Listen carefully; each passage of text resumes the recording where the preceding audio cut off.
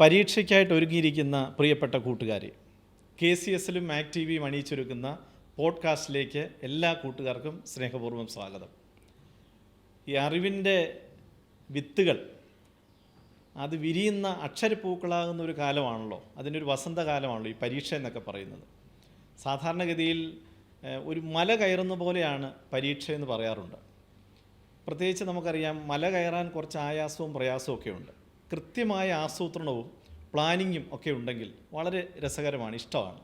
നമ്മൾ സ്കൂളിലൊക്കെ ടൂറിന് പോകുമ്പോൾ മല കയറാനാണ് കുട്ടികൾക്ക് കൂടുതൽ ഇഷ്ടം. അവിടെ നിന്നുള്ള കാഴ്ചകൾ, അവിടെ നിന്നുള്ളൊരു ആസ്വാദനം വളരെ പ്രധാനപ്പെട്ടതാണ്. അപ്പോൾ അതുപോലെ തന്നെയാണ് പരീക്ഷ. മല കയറിക്കഴിഞ്ഞാൽ ജീവിതത്തിലെ ഏറ്റവും സന്തോഷകരമായ നിമിഷങ്ങൾ ആ മലയുടെ മുകളിൽ നിൽക്കുന്ന സമയമായിരിക്കും. അപ്പോൾ തീർച്ചയായിട്ടും ഈ പരീക്ഷാകാലം എങ്ങനെ നമുക്ക് ആസ്വാദികരമാക്കാം, ടെൻഷൻ എങ്ങനെ മാറ്റാം, പരീക്ഷയുടെ ഏറ്റവും അടുത്ത ദിവസങ്ങളാണ്, എങ്ങനെയാണ് നമ്മൾ കൂടുതൽ നന്നായി അതിനുവേണ്ടി ഒരുങ്ങേണ്ടത്, തയ്യാറെടുപ്പുകൾ നടത്തേണ്ടത് തുടങ്ങിയ കാര്യങ്ങളാണ് ഇന്നത്തെ ഈ പോഡ്കാസ്റ്റിൽ പ്രധാനമായും ചർച്ച ചെയ്യുന്നത്. ഈ പോഡ്കാസ്റ്റിൽ നമ്മളോട് സംവദിക്കാൻ പ്രമുഖരായ 3 വ്യക്തികളാണുള്ളത്. ആദ്യം കുട്ടിക്കാനം മരിയൻ കോളേജിൻ്റെ പ്രിൻസിപ്പളും കേരളത്തിലെ ഏറ്റവും അറിയപ്പെടുന്ന കരിയർ കൗൺസിലറുമായ ഡോക്ടർ റൂബൽഡായ് സാർ, അതോടൊപ്പം തന്നെ Ayarkunnam saint Sebastian higher secondary സ്കൂളിൻ്റെ അധ്യാപകനും അതിരൂപത ദിശ കോർഡിനേറ്ററുമായ ശ്രീ ഷാജി ചൂരപ്പുഴ സാർ, അതോടൊപ്പം തന്നെ ചങ്ങനാശ്ശേരി സെൻറ്റ് ആൻസ് ഗേൾസ് ഹൈസ്കൂളിലെ അധ്യാപികയും റോബോട്ടിക് ഫിഷ് കണ്ടുപിടുത്തത്തിലൂടെ മാധ്യമ ശ്രദ്ധ നേടുകയും ചെയ്ത സിസ്റ്റർ ദീപ്തി മരിയ എന്നിവരാണ്. ഇവർക്ക് 3 പേർക്കും അതോടൊപ്പം തന്നെ എല്ലാ പ്രിയപ്പെട്ട കൂട്ടുകാർക്കും ഒരിക്കൽ കൂടെ മാക് ടി വിയും KCSലും അണിയിച്ചൊരുക്കുന്ന ഈ പോഡ്കാസ്റ്റിലേക്ക് സ്വാഗതം. ആദ്യം റൂബൽഡായ് സാർ, ഈ പരീക്ഷയുടെ ഏതാനും മണിക്കൂറുകൾ, ദിവസങ്ങൾ മാത്രമാണ് ഇനി ഉള്ളത്.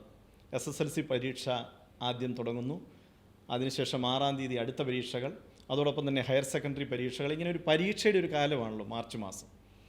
അപ്പോൾ ഏറ്റവും അവസാനത്തെ ഒരുക്കം എന്ന നിലയിൽ ഈ ടൈം ടേബിളുകൾ ഇനി എങ്ങനെയാണ് ക്രമീകരിക്കേണ്ടത്, അവരുടെ ഒരു ദിവസത്തെ എങ്ങനെയാണ് അവർ പരീക്ഷയ്ക്കായിട്ട് തയ്യാറെടുക്കേണ്ടത്? പരീക്ഷയെപ്പറ്റിയുള്ള കുഞ്ഞുങ്ങൾക്കുണ്ടായിരിക്കേണ്ട ഏറ്റവും പ്രധാനപ്പെട്ട ചിന്ത, ഇതൊരു പുതിയ എക്സസൈസ് അല്ല എന്നുള്ളതാണ്. 1-ാം ക്ലാസ് മുതൽ കുഞ്ഞുങ്ങൾ പരീക്ഷ എഴുതിയാണ് ഓരോ ക്ലാസ്സും കടന്ന് അവർ 10-ലും 11-ലും 12-ലുമൊക്കെ എത്തിയിരിക്കുന്നത്. ആ പരീക്ഷയുടെ സ്വഭാവത്തിനും ഗൗരവത്തിനും ഒരു വ്യത്യാസമുണ്ടാകുന്നു എന്നുള്ളതല്ലാതെ പരീക്ഷ ഒരു പുതിയ അനുഭവമല്ല വിദ്യാർത്ഥികൾക്ക്. പക്ഷേ ഞാൻ ഈ സൂചിപ്പിച്ചതുപോലെ സ്വഭാവം മാറുമ്പോൾ, ഗൗരവം മാറുമ്പോൾ അതനുസരിച്ച് ആ പരീക്ഷയെ നോക്കിക്കാണുവാനുള്ള വിശാലത കുഞ്ഞുങ്ങൾക്ക് ഉണ്ടാവണം. എന്ന് പറഞ്ഞാൽ, ഇതുവരെ നടന്ന സ്കൂൾ എക്സാം പോലെ നമ്മളുടെ വരാൻ പോകുന്ന 10ൻ്റെ പരീക്ഷയും 12 പരീക്ഷയും കണ്ടാൽ മാർക്ക് അത്രമാത്രം ലഭിച്ചു എന്ന് വരികയില്ല, ഉദ്ദേശിച്ച വിജയം ലഭിച്ചു എന്ന് വരികയില്ല. അവിടെ കൃത്യമായ ഒരു ആസൂത്രണം ആവശ്യമാണ്. കാരണം ഇത് സംസ്ഥാന തലത്തിൽ നടക്കുന്ന ഒരു പരീക്ഷയാണ്. ഇതുവരെ നടന്നത് സ്കൂൾ തലത്തിൽ മാത്രം ഒതുങ്ങി നിന്ന പരീക്ഷയാണ് എങ്കിൽ വളരെ പെട്ടെന്ന് അത് സംസ്ഥാന തലത്തിലേക്ക് ഉയരുകയാണ്. അതുകൊണ്ട് ഈ സംസ്ഥാനത്തെ കഠിനാധ്വാനികളായ അനേകം വിദ്യാർത്ഥികൾ, സമർത്ഥരായ അനേകം വിദ്യാർത്ഥികൾ പ്രത്യേകമായ തയ്യാറെടുപ്പോടുകൂടി ഈ പരീക്ഷ എഴുതുമ്പോൾ അവിടെ പിടിച്ചു നിൽക്കണമെങ്കിൽ വ്യക്തിപരമായി നമുക്കും ഒരു തയ്യാറെടുപ്പും ചിട്ടയും ആവശ്യമാണ്. അതുകൊണ്ടാണ് ഇപ്പോൾ സാറ് ചോദിച്ച ഒരു ടൈം ടേബിളിന് പ്രസക്തി ഉണ്ടാകുന്നത്. എല്ലാം കൂടി ഒരുമിച്ചിരുന്ന് ഒന്ന് പഠിച്ചു, അതിനുശേഷം കുറച്ച് കഴിഞ്ഞപ്പോൾ അടുത്തത് പഠിച്ചു, പിന്നെ ആദ്യത്തേത് പഠിച്ചു, രണ്ടാമത്തെ പഠിച്ചു, അങ്ങനെയാണ് നമ്മളുടെ പഠനക്രമമെങ്കിൽ നമ്മളുടെ പഠനത്തിൽ ഉദ്ദേശിച്ച പുരോഗതി ഉണ്ടാവില്ല. ഏതൊരു കാര്യത്തിൻ്റെയും പുരോഗതി അളക്കണമെന്നുണ്ടെങ്കിൽ അതിനൊരു സിസ്റ്റം, അതിനൊരു മെത്തേഡ് ആവശ്യമാണ്. പരീക്ഷയിലെ ആ മെത്തേഡാണ്, പരീക്ഷയുമായി ബന്ധപ്പെട്ടതിൻ്റെ ആ മെത്തേഡാണ് ടൈം ടേബിൾ എന്ന് പറയുന്നത്. നമ്മൾ ടൈം ടേബിൾ ഉണ്ടാക്കേണ്ടത് ആവശ്യം തന്നെയാണ്. കാരണം ടൈം ടേബിൾ ഉണ്ടാക്കിക്കഴിഞ്ഞാൽ നമ്മുടെ സമയം വേസ്റ്റ് ആകുന്നുണ്ടോ ഇല്ലയോ എന്ന് അറിയാൻ സാധിക്കും. നമ്മുടെ സമയം എത്രമാത്രം നമുക്ക് പ്രയോജനപ്പെടുത്തി എന്നറിയാൻ സാധിക്കും. ഏതെല്ലാം വിഷയങ്ങൾ നമ്മൾ പഠിച്ചു എന്നറിയാൻ സാധിക്കും. അതല്ലെങ്കിൽ എവിടുന്നെങ്കിലും എന്തെങ്കിലുമൊക്കെ ഏതൊക്കെ സമയത്ത് പഠിച്ചാൽ അത് പൂർണ്ണമായ ഒരു പഠനമല്ല, ശാസ്ത്രീയമായ പഠനമല്ല. അതുകൊണ്ട് ഞാൻ പറയും, ഒരു ടൈം ടേബിൾ ഉണ്ടാക്കേണ്ടത് ആവശ്യമാണ്. ഈ ടൈം ടേബിൾ ഉണ്ടാക്കുമ്പോൾ സാധിക്കുമെങ്കിൽ ഞാൻ പറയും, നിങ്ങൾക്കിഷ്ടമുള്ള നിങ്ങളുടെ ഒരു അധ്യാപകൻ്റെ സഹായം കൂടി തേടുന്നത് ഏറ്റവും ഉചിതമായ കാര്യമായിരിക്കും. എല്ലാ അധ്യാപകരുടെയും സഹായം തേടണമെന്നൊന്നും ഞാൻ പറയില്ല. നിങ്ങളെ സ്വാധീനിച്ച, നിങ്ങൾ മനസ്സിൽ കൊണ്ടു നടക്കുന്ന, നിങ്ങൾക്ക് പ്രയോജനപ്പെടുമെന്ന് തോന്നുന്ന ഒരു അധ്യാപകൻ്റെ സഹായത്തോടു കൂടി നിങ്ങളൊരു ടൈം ടേബിൾ ഉണ്ടാക്കേണ്ടത് ആവശ്യമാണ്. ആ ടൈം ടേബിൾ ഉണ്ടാക്കുമ്പോൾ നിങ്ങൾ ഏറ്റവും പ്രയാസമുള്ള വിഷയത്തിനല്ല നിങ്ങൾ ഒന്നാമത്തെ ആ ഷെഡ്യൂൾ കൊടുക്കേണ്ടത്. ആ വിഷയമല്ല പഠിക്കേണ്ടത്. നിങ്ങൾക്ക് ഏറ്റവും ഇഷ്ടമുള്ള വിഷയം ഒന്നാമത്തെ ഷെഡ്യൂളിൽ കൊടുക്കുക, അതിനുശേഷം മറ്റൊരു വിഷയം കൊടുക്കുക, പ്രയാസമുള്ള വിഷയം നിങ്ങൾ ഇടയ്ക്ക് കൊടുക്കുക, പിന്നെ ഇഷ്ടമുള്ളൊരു വിഷയം കൊടുക്കുക. ഇങ്ങനെ നിങ്ങളുടെ ഇഷ്ടങ്ങളും അനിഷ്ടങ്ങളും മാറി മാറി വരുന്ന തലത്തിലുള്ള ഒരു ടൈം ടേബിൾ ഉണ്ടാക്കുന്നത് പഠനത്തിൽ വളരെ ഉപകാരപ്പെടും എന്നാണ് എൻ്റെ അഭിപ്രായം. ഷായി സാറേ, ഈ കുട്ടികൾ പലപ്പോഴും ഈ സ്കൂളിൻ്റെ കോമ്പൗണ്ടിലൊക്കെ പറയുന്നൊരു പരാതിയുണ്ട്. സാറേ, ഞാൻ നന്നായിട്ട് പഠിച്ചു, ഇന്നലെ വരെയും പഠിച്ചതാണ്, പക്ഷേ ഇപ്പോൾ ആ ക്വസ്റ്റ്യൻ പേപ്പർ കിട്ടിയപ്പോൾ ഓർക്കാൻ പറ്റുന്നില്ല, അതുകൊണ്ട് മറന്നു, ആ വർഷം ഓർക്കാൻ പറ്റുന്നില്ല, ആ നേതാവിൻ്റെ പേര് ഓർക്കാൻ പറ്റുന്നില്ല എന്നൊക്കെ പറയാറുണ്ട്. ഇതിനെന്തെങ്കിലുമൊക്കെ ടിപ്സും പ്രത്യേകിച്ച് കുട്ടികൾക്ക് പറഞ്ഞു കൊടുക്കാനുണ്ടോ ഷായി സാറിന്? ഇതിൻ്റെ ഒരു പ്രശ്നമെന്ന് പറയുന്നത്, നമ്മൾ ഈ പഠിക്കുന്ന സമയത്ത് ഈ ബ്രെയിൻ നമ്മളെ കളിപ്പിക്കാറുണ്ട്. ശരിക്കും നമ്മളതിനെ പാസീവ് മെമ്മറി എന്നാണ് പറയുന്നത്. നമ്മൾ പഠിക്കുമ്പോഴത്തേനും ശരിക്കും നമ്മളോട് ബ്രെയിൻ നമ്മളെ പറ്റിക്കുക, ഇതെനിക്കറിയാമെന്ന് വിശ്വസിപ്പിച്ചുകൊണ്ട് പറ്റിക്കുക ചെയ്യുന്നത്. പക്ഷേ ഞാൻ പഠിച്ച ഒരു കാര്യത്തെ എൻ്റെ ഒരു ആക്റ്റീവ് മെമ്മറിയിലേക്ക്, ഒരു പക്ഷേ നമുക്കതിനെ വേണമെങ്കിൽ ഒരു മസിൽ മെമ്മറി എന്ന് വേണമെങ്കിൽ വിളിക്കാം. ഈ ആക്റ്റീവ് മെമ്മറിയിലേക്ക് കാര്യം മാറിയാലേ ഉള്ളൂ എനിക്ക് നാളെയോ അല്ലെങ്കിൽ അടുത്ത ദിവസമോ എനിക്ക് പരീക്ഷ വരുമ്പോൾ എനിക്കത് റീപ്രൊഡ്യൂസ് ചെയ്യണമെങ്കിൽ എൻ്റെ കയ്യിലോട്ട് കിട്ടുള്ളൂ. ഇപ്പം ഞാനിത് ഒപ്പം വായിക്കുന്നു, ഇപ്പം വായിച്ചിട്ട് ഞാനൊന്ന് ചിന്തിച്ച് നോക്കുക, എനിക്കിതറിയാവോ, എൻ്റെ മനസ്സിൽ കിടപ്പുണ്ട്, എന്നാൽ ആവശ്യമുള്ള സമയത്ത് എനിക്കത് കിട്ടിയില്ല. അപ്പോൾ ഈ ആക്റ്റീവ് മെമ്മറിയിലേക്ക് ഇത് മാറണമെങ്കിൽ ഞാനതിനും ഉപയോഗിച്ച ഒരു ടേം ഇതായിരുന്നു, മസിൽ മെമ്മറി. നമ്മളിപ്പം ഈ സൈക്ലിംഗ് നടത്തുമ്പോൾ നമ്മൾ ഒരിക്കലും ചിന്തിച്ചുകൊണ്ടല്ല നമ്മൾ സൈക്കിൾ ചവിട്ടുന്നത്. കാരണം നമ്മളിത് പ്രാക്ടീസ് ചെയ്ത് ഓട്ടോമാറ്റിക്കായിട്ട് നമ്മളങ്ങ് ചവിട്ടുകയാണ് ചെയ്യുന്നത്. ആ രീതിയിൽ നമ്മൾ പഠിക്കുന്ന കാര്യങ്ങൾ നമുക്ക് കിട്ടണമെങ്കിൽ ഈ കാണാതെ നമ്മൾ പഠിക്കുന്നത് അല്ലെങ്കിൽ വായിക്കുന്നതിൻ്റെ കൂടെ നമ്മൾ ചെയ്യുക കൂടി ചെയ്യണം. ഒരുപക്ഷെ നമ്മളതിനെ ചെറിയ പോയിൻ്റുകളാക്കി മാറ്റുക, ഈ പഠിച്ച കാര്യം ഒന്ന് എഴുതി നോക്കുക, എഴുതിയതിനെ നമ്മളൊന്ന് കമ്പയർ ചെയ്യുക. അപ്പോൾ സ്വാഭാവികമായിട്ട് നമ്മളവിടെ ഒരു ആക്ടിവിറ്റി അവിടെ നടക്കുന്നുണ്ട്. അങ്ങനെ ഈ പാസീവ് മെമ്മറിയെ നമ്മൾ നമ്മുടെ ആക്റ്റീവ് മെമ്മറിയിലേക്ക് അല്ലെങ്കിൽ മസിൽ മെമ്മറിയിലേക്ക് നമ്മൾ മാറ്റണം. ഇനി അതിനൊത്തിരി സ്ട്രാറ്റജികളും ഉണ്ട്, ഒത്തിരി സ്ട്രാറ്റജികളുണ്ട്. അതിൽ ഒരെണ്ണം എക്സാമ്പിൾ പറഞ്ഞു കഴിഞ്ഞാൽ ഈ ഫെയിൻമെൻ ടെക്നിക്ക് എന്ന് പറഞ്ഞൊരു സാധനമുണ്ട്. ഫെയിൻമെൻ ടെക്നിക്ക് എന്ന് പറഞ്ഞാൽ മറ്റൊന്നുമല്ല, സിമ്പിളാണ്. ഞാനൊരു കാര്യം പഠിച്ചു കഴിഞ്ഞ ശേഷം ഞാൻ എൻ്റെ മുമ്പിൽ ഒരു 5ാം ക്ലാസ്, ഇപ്പോൾ ഞാൻ 10ൽ പഠിക്കുന്നൊരു കുട്ടിയാണെങ്കിൽ ഞാൻ സങ്കല്പിക്കുക 5ാം ക്ലാസ്സിലോ 4ാം ക്ലാസ്സിലോ പഠിക്കുന്ന എൻ്റെ അനിയനോ അനിയത്തിയോ അല്ലെങ്കിൽ ഒരു കുട്ടി എൻ്റെ മുമ്പിൽ ഇരിക്കുന്നു. ഈ കുട്ടിയെ ഞാൻ പഠിച്ച കാര്യം ഞാൻ പുസ്തകത്തിലൊന്നും നോക്കാതെ പറഞ്ഞ് പഠിപ്പിക്കുക. എനിക്ക് പുസ്തകത്തിലൊന്നും നോക്കാതെ എനിക്ക് പറഞ്ഞ് പഠിപ്പിക്കാൻ പറ്റുമെങ്കിൽ അതിൻ്റെ അർത്ഥം എന്താണെന്ന് വെച്ച് കഴിഞ്ഞാൽ എൻ്റെ മസിൽ മെമ്മറിയിൽ ഇത് കിടപ്പുണ്ടെന്നുള്ളതാണ്. ഇത് നല്ലൊരു ടെക്നിക്കാണ് ശരിക്കും. ഇപ്പം വീട്ടിൽ നമുക്കതിന് കൊച്ചു അനിയന്മാരുണ്ടാവണമെന്നില്ല, മറിച്ച് ഞാൻ സങ്കല്പിക്കുക അടുത്ത മുമ്പിൽ ഒരാൾ ഇരിപ്പുണ്ടെന്നുള്ളത്. അതുപോലെ തന്നെ നമ്മൾ ഈ കണക്ട് ചെയ്ത് പഠിക്കുന്നത്, നമ്മൾ പറയും, ഉദാഹരണത്തിന് എൻ്റെ ജീവിതത്തിൽ ഏറ്റവും എനിക്ക് ഓർമ്മയുള്ള ഒരു സാധനമാണ് എൻ്റെ മുറിയിലെ സ്വിച്ച് എവിടെയാണെന്ന് എനിക്കറിയാം, ഫാൻ എവിടെയാണെന്ന് എനിക്കറിയാം, ഞാൻ വെക്കുന്ന ചില സാധനങ്ങളൊക്കെ എവിടെയൊക്കെയാണ്, എൻ്റെ വസ്ത്രം എവിടെയാണ് തൂക്കിയിടുന്നതെന്നൊക്കെ ഇതെനിക്കറിയാം. അപ്പോൾ ഇതിനെ നമ്മൾ ചെയ്യുന്നത്, ഞാൻ പഠിച്ച ഒരു കാര്യത്തെ ഞാൻ എന്ത് ചെയ്യുന്നു, ഞാൻ ഈ റൂമിലെ ഓരോരോ സ്ഥലങ്ങളിൽ കൊണ്ടുപോയി ഡെപ്പോസിറ്റ് ചെയ്യുക. അപ്പോൾ പഠിച്ച കാര്യം ചിലപ്പോൾ മറന്നു പോയേക്കാം, പക്ഷേ എൻ്റെ റൂമിലെ ഓരോ സാധനങ്ങൾ എവിടെയായിരിക്കും എന്നുള്ളത് എൻ്റെ ഉറക്കത്തിൽ പോലും എന്നോട് ചോദിച്ചാൽ എനിക്ക് കൃത്യം അറിയാം. അപ്പോൾ ഈ കണക്ഷൻ, അസോസിയേഷൻ എന്ന് പറയും, നമ്മൾ അസോസിയേഷൻ ടെക്നിക്കാണ് ശരിക്കും അത്. അപ്പോൾ ആ രീതിയിൽ സ്വാഭാവികമായിട്ടും ഈ മുറിയിലിരിക്കുന്ന സാധനം എവിടെയാണെന്ന് എനിക്കറിയാം, അതുകൊണ്ട് തന്നെ അതിനോട് കണക്ട് ചെയ്ത് ഞാൻ വെച്ചിരിക്കുന്ന പഠിച്ച കാര്യവും എനിക്ക് അറിയാം. ഇങ്ങനെ കുറേ ഏറെ ടെക്നിക്കുകളുണ്ട് ശരിക്കും.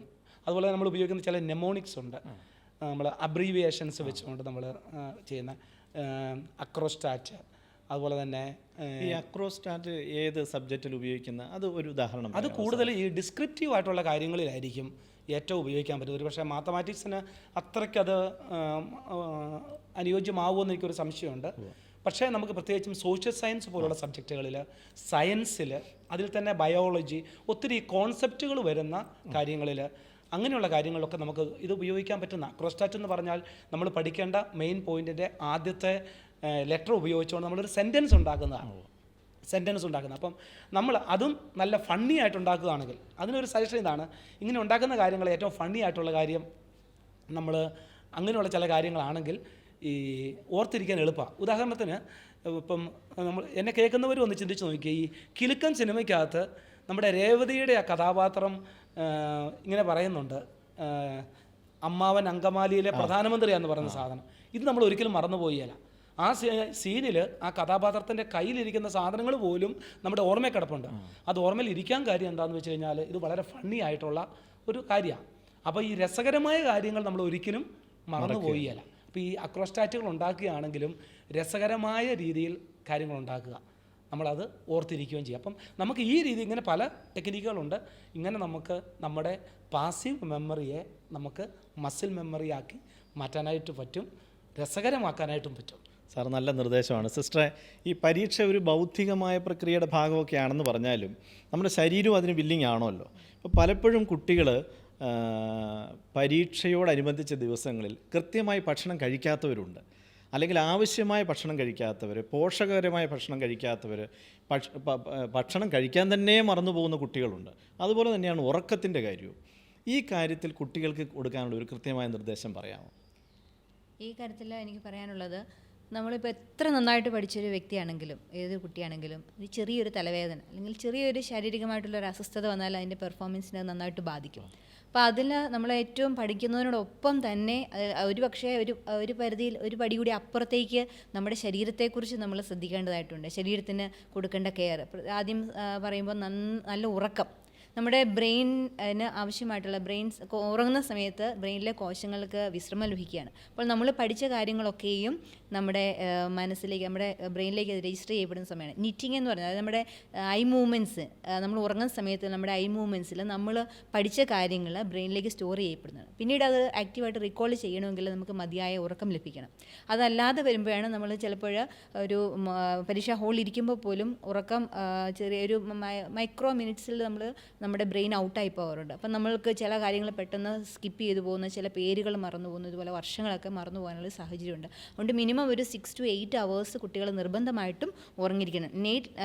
ലേറ്റായിട്ട് ഉറങ്ങി പിറ്റേ ദിവസം പരീക്ഷയ്ക്ക് പോകുന്നവർ പെർഫോമൻസിൻ്റെ ലെവൽ വളരെയധികം കുറയും. അതിനാണ് പറയുന്നത് ഇപ്പം നമ്മൾ എന്തിനാണ് കൂടുതൽ സമയം ഉറക്കം വിളിച്ചിരുന്ന് പഠിക്കുന്നത്? എന്തിനു വേണ്ടിയാണ്? പോർഷൻ സിലബസ് മുഴുവൻ കംപ്ലീറ്റ് ചെയ്യാൻ വേണ്ടിയാണ്. അപ്പോൾ നമ്മളൊരു 70% പോർഷൻസ് കംപ്ലീറ്റ് ചെയ്തൊരു 100% ആക്റ്റീവ് ബ്രെയിനുമായിട്ട് പരീക്ഷാ ഹോളിൽ ഇരിക്കുന്നതാണോ, അതോ 100% സിലബസും വെച്ചുകൊണ്ട് ഒരു 40% ആക്റ്റീവ് ബ്രെയിനുമായിട്ട് ഇരിക്കുന്നതാണോ നല്ലത്? അപ്പോൾ നമ്മൾ പഠിച്ച കാര്യങ്ങൾ നന്നായിട്ടത് നല്ല ഉറപ്പാക്കുക. തലേ ദിവസം തന്നെ അതിൻ്റെ നമ്മൾ ഷെഡ്യൂൾ ചെയ്ത് പഠനം മുഴുവൻ കംപ്ലീറ്റ് ആക്കിയിട്ട് പിറ്റേ ദിവസം നന്നായിട്ട് ഉറങ്ങി മതിയായ ഉറക്കത്തോടുകൂടി എഴുന്നേറ്റ്. അല്ലെങ്കിൽ ഒരു പ്രശ്നം വരുന്നത് കോർട്ടിസോൾ, സ്ട്രെസ് ഹോർമോൺസിൻ്റെ അളവ് വളരെയധികം കൂടാനിടയാകും. അത് നമ്മുടെ പെർഫോമൻസിനെ ബാധിക്കും. ഉറക്കം മതിയായ അളവിൽ ലഭിച്ചില്ലെങ്കിൽ അത് എല്ലാ തരത്തിലും ബുദ്ധിമുട്ടുണ്ടാകും. പിന്നെ മറ്റ് ഭക്ഷണ കാര്യങ്ങൾ, ശരീരത്തിൻ്റെ മറ്റു കാര്യങ്ങൾ പറയുമ്പോൾ പരീക്ഷാ ദിവസങ്ങളിൽ ഉറപ്പായിട്ടും ബ്രേക്ക്ഫാസ്റ്റ് കഴിക്കണം. അതുപോലെ ഇടവേളകളിൽ ഭക്ഷണം കഴിക്കണം. അതിന് പരീക്ഷയ്ക്ക് ഒരുങ്ങുന്ന ദിവസങ്ങളിലും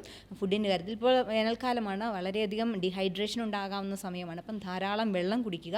അതോടൊപ്പം തന്നെ പഴങ്ങൾ, പച്ചക്കറികൾ, ആൻറ്റി ഓക്സിഡൻസ് ആയിട്ട് അടങ്ങിയിട്ടുള്ള ഭക്ഷണ പദാർത്ഥങ്ങൾ, പച്ചക്കറികളൊക്കെ കഴിക്കുകയാണെങ്കിൽ, ഫ്ലാക്സ് സീഡൊക്കെ നമ്മുടെ ഭക്ഷണത്തിൽ ഉൾപ്പെടുത്തുകയാണെങ്കിൽ അത് മെമ്മറിയെ, ഓർമ്മശക്തിയെ വർദ്ധിപ്പിക്കുന്നത്, ഏകാഗ്രതയെ സഹായിക്കുന്ന കാര്യങ്ങളാണ്.